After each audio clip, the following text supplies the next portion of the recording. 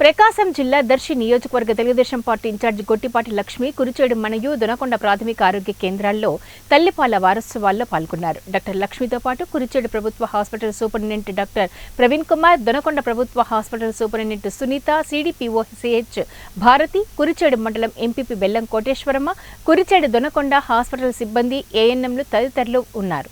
Doctor Lakshmi మాట్లాడుతూ తల్లి ఆరోగ్యంతోనే బిడ్డ ఆరోగ్యం ఆధారపడి ఉంటుంది. తల్లులు పౌష్టికాహారాన్ని తీసుకుని పిల్లలకు తల్లిపాలతో వారి ఆరోగ్యాన్ని పరిరక్షించవచ్చని వివరించారు. పెద్దవాళ్ళు కానీ అమ్మమ్మలు ఏం చేస్తుంటారంటే గ్లూకోజ్ నీళ్ళు లేదా పంచదార నీళ్ళు, తేనె వంటివి రాసిస్తుంటారు శిశువు చేత.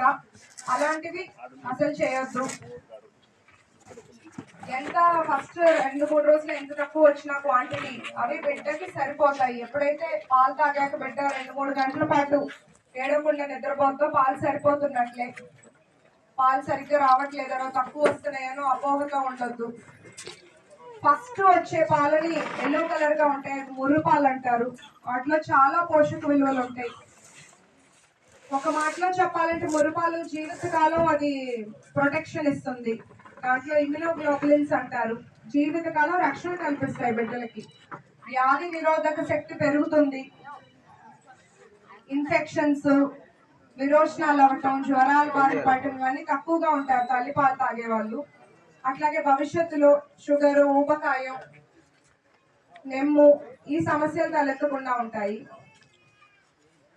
ఎప్పుడు కూడా పాలిచ్చే తల్లులు మానసికంగా ప్రిపేర్ అయి ఉండాలి. నాకు పాలు వస్తాయి, సరిపోతాయని. పక్కనున్న వాళ్ళు కూడా చాలా సపోర్ట్ చేయాలి. అలా అని చాలా తక్కువ ప్రొడక్షన్ ఉండి బిడ్డ బరువు తగ్గి డీహైడ్రేషన్ కి వెళ్ళేదాకా వెయిట్ చేయకూడదు. నిజంగా సరిపోవట్లేదంటే అప్పుడు డాక్టర్ని సంప్రదించి వాళ్ళ సలహాతో ఏదైనా అడిషనల్ గా బోతపాలు యాడ్ చేయటం అనేది అప్పుడు వాళ్ళు సంప్రదించి వాళ్ళ సలహా మేరకు స్టార్ట్ చేయాలి. మీరు ముందే స్టార్ట్ చేయొద్దు. ఎందుకంటే మొదట 6 నెలలు మీరు ఎంత ఎక్కువ సార్లు పాలిస్తే అంత పాలు ఉత్పత్తి పెరుగుతుంది. ఎప్పుడైతే తగ్గిస్తారు లేదా బాలేదు రాపుతారో క్రమంగా ప్రొడక్షన్ కూడా తగ్గిపోతూ ఉంటుంది. తల్లిపాలు వల్ల ఇద్దరికి తల్లికి